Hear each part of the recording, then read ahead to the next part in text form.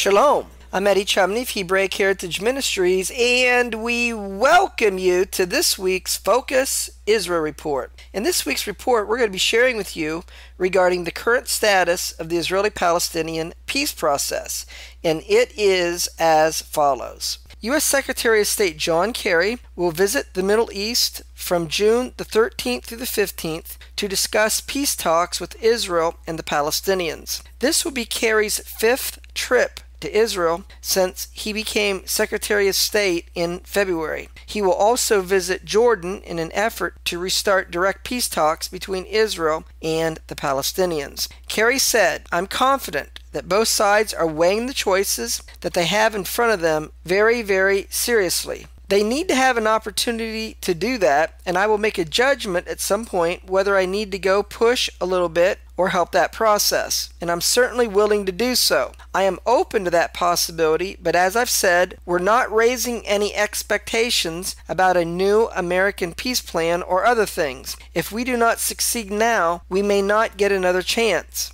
describing the current peace process as hardly a peace process at all right now. Instead of presenting an American peace initiative, U.S. officials say that Kerry is focused on starting several interconnected talks between Israel and the Palestinians with the hope that progress on different fronts would entice each side into more flexible peace talks than those that have failed repeatedly in the past. The Palestinians say that Kerry has not yet presented any new diplomatic initiative and was instead pushing the Palestinians to return to talks with Israel without conditions. For the Palestinians, Kerry has tried to curtail Israel's settlement construction and lands the Palestinians hope to include in their future state, and recently announced a $4 billion plan with international investors to jumpstart the Palestinian economy. For Israel, the talks would encompass new security arrangements that U.S. officials such as General John Allen has been exploring, in a suspension of Palestinian efforts to join multilateral organizations such as the United Nations International Criminal Court, where there they could push for action against Israel. Israel Prime Minister Benjamin Netanyahu appealed to Palestinian Authority President Mahmoud Abbas to agree to return to the negotiating table without preconditions. He said, "Since Abbas doesn't speak Hebrew and my Arabic isn't that great, I will speak to him in a language that we both understand," Netanyahu said at a special Israel Knesset session dedicated to the Israel-Arab conflict. "So I say to Abbas, give peace a chance. In my 3 terms as Prime Minister, I have taken difficult decisions in the areas of the economy and foreign policy, and first and foremost in the realm of Israel's security. And now, too, I'm ready to make difficult decisions in order to advance peace, but not if this in any way hurts the security of Israel's citizens. But Israel's not the only ones who has to make tough decisions. The Palestinians also have tough decisions to make." Netanyahu reiterated that a successful outcome to peace talks would be possible if Israel's security was guaranteed and if the Palestinians recognized Israel as the homeland of the Jewish people. Regarding the 2002 Arab Peace Initiative, which calls for Israel to return to the 1967 borders with East Jerusalem as its capital in exchange for full diplomatic recognition of Israel by all Arab states, Netanyahu said, "Israel will listen to any peace initiative, including the Arab Peace Initiative, and we're ready to discuss initiatives that are proposals and not dictates. We are in favor of conducting negotiations without preconditions immediately." Even as U.S. Secretary of State John Kerry has not yet revealed the details of an American initiative to restart peace talks between Israel and the Palestinians, Israel's International Relations Minister Yuval Steinitz made clear that Israel would oppose any attempt to introduce international troops into the region. He said, "Some people are speaking about international forces, maybe in the Jordan Valley or the hills and border areas, that will take care of Israel's future security. The principles of a peace agreement should be very clear. The Palestinians should be able to control their lives, and Israel should be able to control our security in our own hands. For us, security means survivability. and we have had very negative experiences with international forces so far. Steinitz pointed out 2 examples in just the last decade of international forces' failure to provide Israel with security as they had promised. The first was the massive UNIFIL force that entered southern Lebanon following the Second Lebanon War in 2006, and under whose watch tens of thousands of missiles found their way into Hezbollah's hands. The second example was the Gaza Strip, where the Palestinian Authority, Egypt, and the European Union all had different types of security personnel in place following Israel's 2005 disengagement, but failed to prevent Hamas's takeover of the territory and the introduction of thousands of rockets and missiles that Hamas has launched into southern Israel from the Gaza Strip. Considering the instability of the Middle East, Steinitz said, the security arrangements that would be necessary in any future peace agreement must be such that Israel will be able to trust them in our capacity to defend ourselves regardless of new developments that transpire in the Middle East that may be totally unpredictable at this time. For example, he said one vital element will be a total demilitarization of the Palestinian state and Israel's capacity to preserve, control, and secure this demilitarization regardless of what may happen. Furthermore, he said, Israel was willing to make very painful concessions for peace, make very serious compromises, and was ready for a two-state for two-people solution, but Israel wants genuine peace, and real security that they can trust. Meanwhile, Israel's Deputy Defense Minister Danny Danon, a member of Netanyahu's Likud political party, said that Netanyahu's governing coalition is staunchly opposed to a two-state solution and would block the creation of a Palestinian state if such a proposal ever came to vote. Danon said, if you will bring a peace agreement to a vote in the government, which nobody would bring to a vote anyhow because it's not the smart thing to do, but if you do have a vote, you will see the majority of Likud ministers, along with the Jewish Home Party, who will be against it. Danon said that Netanyahu calls for peace talks despite his government's opposition because he knows Israel will never arrive at an agreement with the Palestinians. He said, today, we're not fighting against Netanyahu's declared goal of a Palestinian state, but if there would be a move to promote a two-state solution, you will see forces blocking it within the party and the government. Danon added, there is currently zero debate about the two-state solution within the Likud party because there is no viable partner on the Palestinian side and it seems unlikely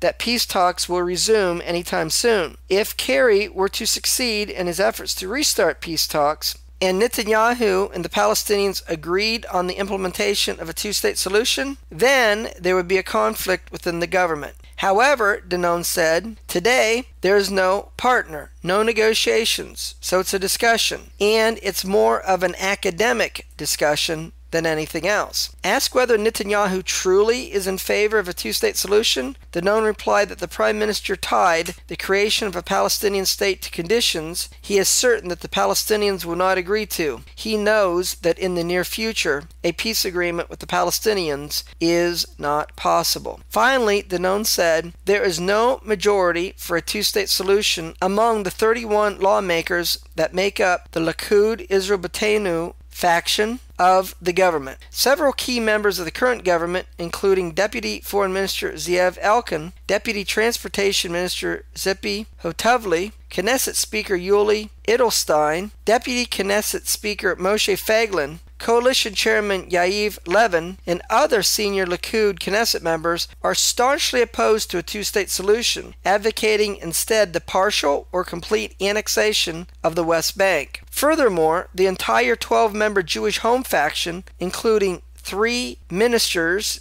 in the Israeli cabinet, likewise rejects the creation of a Palestinian state in the West Bank and the Gaza Strip. Nevertheless, Israel Justice Minister Zippy Livni, who has the job of heading any peace talks with the Palestinians, acknowledged that some in Netanyahu's government pray that no peace agreement will come about, but she's willing to attempt to talk with the Palestinians to see if a peace agreement can be reached anyhow. She said, "I know that I have the support of Netanyahu in my attempts to relaunch the negotiations. Regarding Netanyahu's government, it's a coalition with different parties. So therefore, some are going to support peace talks with the Palestinians, and others will pray that it will not come about or not succeed." She went on to say, even Jewish Home Chairman and Economy Minister Naftali Bennett said that he is willing to live with the pursuit of peace negotiations. So, as a result, this is a window that I believe that I can work with for a while. This is the coalition that was formed by Netanyahu. It may not be the coalition that I wanted, and maybe not the coalition what Netanyahu wanted, but this is the coalition we have, and we need to work with it. Meanwhile, Palestinian President Mahmoud Abbas said that the ball is in Israel's court concerning the resumption of peace talks that the United States is hoping to achieve. He said, "I believe that the ball is now in Israel's court. The Palestinians' demands are clear, and the Israelis know what they are, as well as the Americans. So Israel must now accept them in order to begin negotiations." Abbas went on to say, "The Palestinians won't accept any city other than Jerusalem as our capital. There will be no peace without Jerusalem. There will be no Palestinian state without Jerusalem. There will be no security and stability without Jerusalem." They mention Bethlehem, Ramallah, Hebron. These cities are all dear to our hearts, but our capital is Jerusalem. In addition, Abbas said, peace and settlements don't go together. If Israel is thinking of settlements, there won't be peace. This land belongs to us, and they must uproot their settlements in order to achieve peace. Finally, Abbas said that after becoming a non-member state of the United Nations in a vote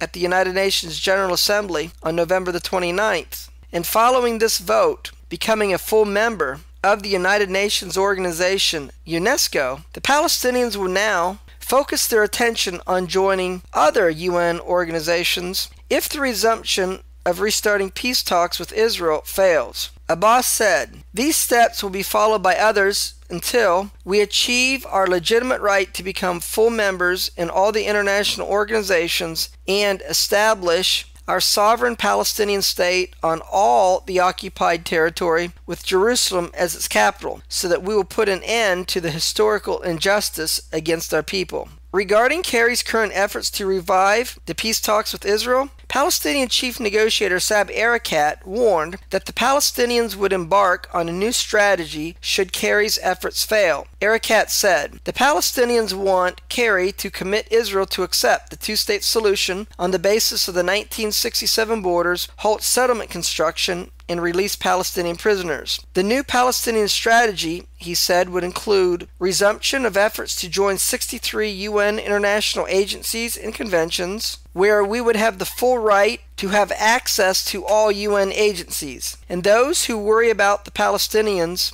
taking Israel to the International Criminal Court, then Israel should stop committing crimes," he said. "It has taken the Palestinians 6 months to prepare to join these other UN organizations, but I can say now that everything is now ready to join these organizations." Palestinian Executive Committee member Hana Amira said that Kerry is not suggesting any new peace proposals. He said, "Kerry's only talking about development in the context of an unrealistic economic plan. He only wants to talk about security and borders." Another PLO official, Wazil Youssef, said that Kerry has thus far failed to convince Israel to stop settlement construction and accept the two-state solution on the basis of the pre-1967 borders, with East Jerusalem as its capital, which is a Palestinian demand to restart direct peace talks with Israel. Hussein al-Sheikh, the Palestinian Minister for Civilian Affairs, said that Abbas has informed Kerry that he agreed to extend the deadline for Kerry's efforts to restart peace talks until June the 20th, on condition that Israel releases Palestinian prisoners arrested before the signing of the Oslo Accords in 1993.